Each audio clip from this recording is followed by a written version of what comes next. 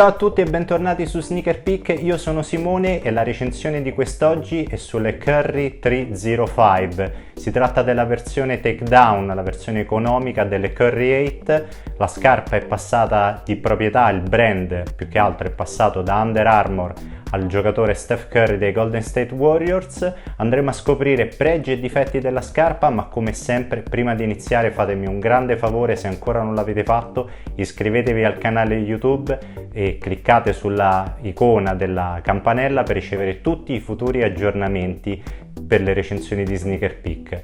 Ma partiamo subito come sempre dalle fondamenta della scarpa con la trazione, una trazione che presenta un sistema, un pattern abbastanza variegato, con una gomma di tipo gum, quindi una gomma che qualche leggenda vuole che sia particolarmente performante. Ho provato la scarpa, questa è un po' una novità, sia su campi outdoor sia finalmente anche su campi indoor in parquet. Il grip si attesta su livelli medi, la gomma tende a prendere un pochino di sporcizia, specie sui campi outdoor, e questo ovviamente compromette leggermente la capacità di grip della scarpa. Decisamente meglio invece se va sui campi in parquet, sui campi indoor.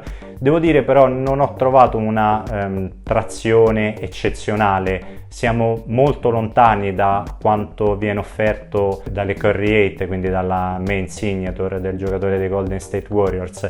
Le Curry 8 hanno un grip veramente fantastico, fenomenale, forse ai vertici della categoria delle scarpe di basket. Le Curry 305 invece sono nella media. Ciò che invece è alquanto deludente, e questa è stata un po' una doccia fredda, è l'aver riscontrato il fatto che è una gomma particolarmente sensibile al consumo. Infatti, specialmente nei campi outdoor, ho già iniziato a notare dei primi segni di cedimento della gomma, e questo non è un bene, specie se cercate una scarpa proprio per giocare in questa stagione estiva nei campi, nei playground all'aperto. Io sinceramente vi sconsiglio di utilizzare questo tipo di scarpa, specialmente se volete utilizzarla come scarpa primaria di gioco e se non avete altre scarpe, altre sneaker per effettuare delle rotazioni, perché la gomma è veramente molto morbida. Mi ricorda un po', in negativo ovviamente, lo stesso problema riscontrato con le Nike PG5.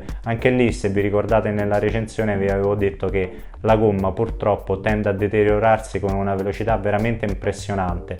Stesso problema lo hanno le Curry 305, quindi una sufficienza stiracchiata va bene per i campi indoor, ma assolutamente sconsigliatissima per sessioni all'aperto. Parlando invece per quanto riguarda la protezione degli impatti, le Curry 305 utilizzano la mescola Micro G, che è un po' un habitué per quanto riguarda le scarpe di Under Armour, e la gomma è completamente esposta, quindi non è assolutamente ricoperta, quindi non è rinforzata, svolge discretamente il suo lavoro. Se posso però fare un appunto per quanto riguarda anche un paragone tra altri modelli sempre di marca Under Armour, devo dire che ho trovato una maggiore morbidezza, una maggiore sofficità della scarpa per quanto riguarda proprio nell'ammortizzazione, ad esempio nell'Under Armour Spawn 3. Anche loro utilizzano questa mescola di Micro G,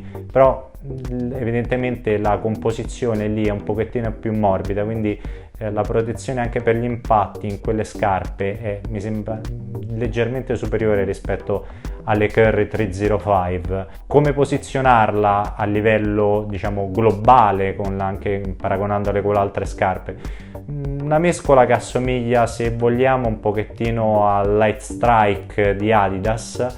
Ripeto, niente di eccezionale comunque. C'è da dire però che, a dispetto dell'estetica che suggerirebbe una scarpa un pochino goffa o comunque un pochettino alta rispetto al terreno di gioco, devo dire che si sta abbastanza bassi quindi tutto sommato la sensazione, anche il core feel col campo è buono, quindi una sufficienza in questo campo, anche nel campo dell'ammortizzazione, però le Curry 8 anche in termini di ammortizzazione sono decisamente superiori rispetto alle Curry 305. Ovviamente parliamo di scarpe in un range di prezzo completamente differente, perché le Curry 8, la main signature, costa sui 160 euro di retail price, e ovviamente questa scarpa invece, le 305, costano solamente 80 euro, quindi un prezzo veramente molto aggressivo.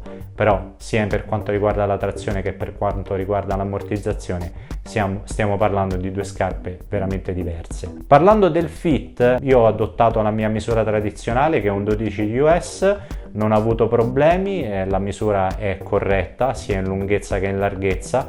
Non è una scarpa estremamente avvolgente, scarpa che lascia anche un pochettino di spazio, un pochettino anche nella zona dell'area delle punte, quindi se cercate una scarpa con un fit molto costrittivo non la troverete assolutamente in questa scarpa, che comunque rimane con un fit piuttosto comodo, si sta piuttosto bassi sulla superficie di gioco, quindi una buona sensazione di core feel. Tutto sommato la soletta interna anche svolge un buon lavoro, è abbastanza morbida, devo dire, Under Armour non si smentisce in questo campo. Per quanto riguarda invece i materiali delle Curry 305, forse questo è l'aspetto che mi ha piacevolmente colpito di più.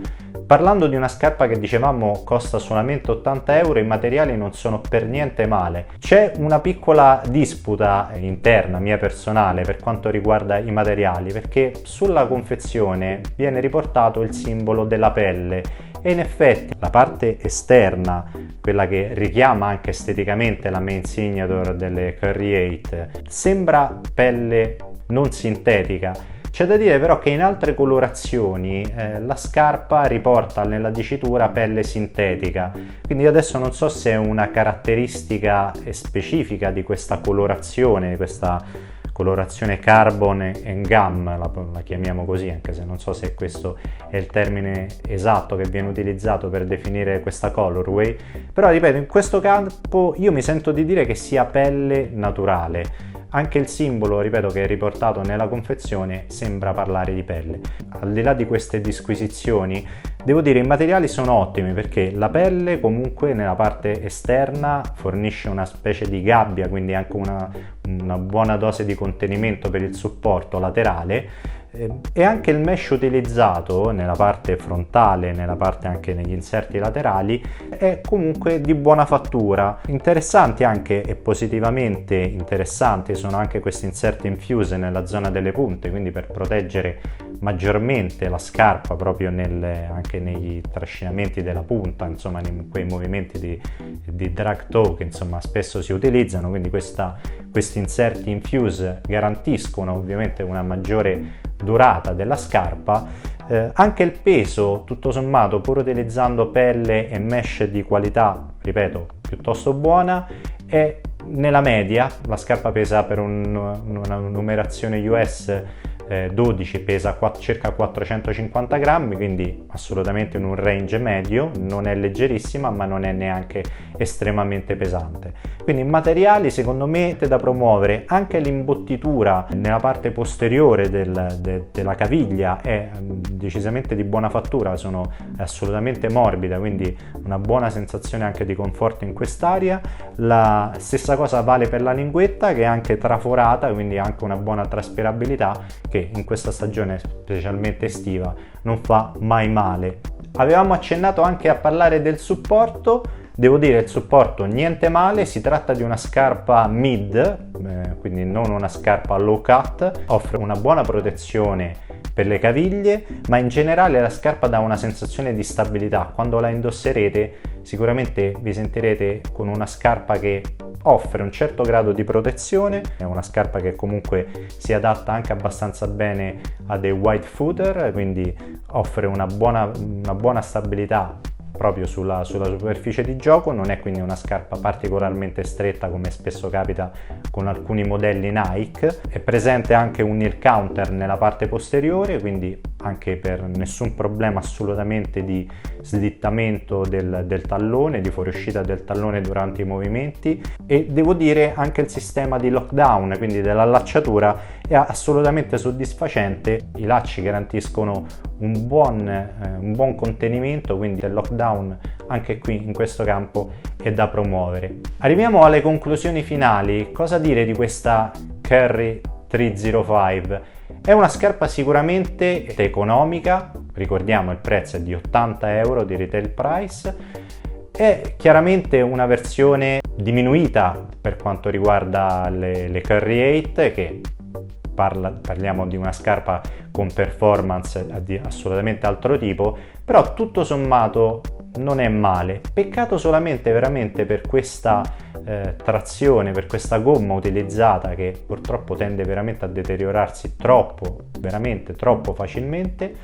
Esteticamente è una scarpa abbastanza sobria, devo dire, anche specialmente in questa colorazione diciamo color carbon, è piuttosto diciamo minimalista, chiamiamolo così, quindi se cercate una scarpa estremamente sgargiante forse non è questo quello che potrete ottenere di meglio. C'è da dire che esiste anche una versione bianca e dorata che probabilmente è un pochettino più eccentrica e quindi magari potrebbe piacere anche di più, specialmente al pubblico più giovane, però diciamo da un punto di vista prettamente estetico io non mi sento di elogiare particolarmente questa scarpa, ma neanche di condannarla. È una scarpa che, se vi piace il look minimalista, specialmente ripeto in questa colorazione, potrebbe darvi delle soddisfazioni. Pian piano giocando inizierete ad apprezzarla magari di più rispetto al primo impatto.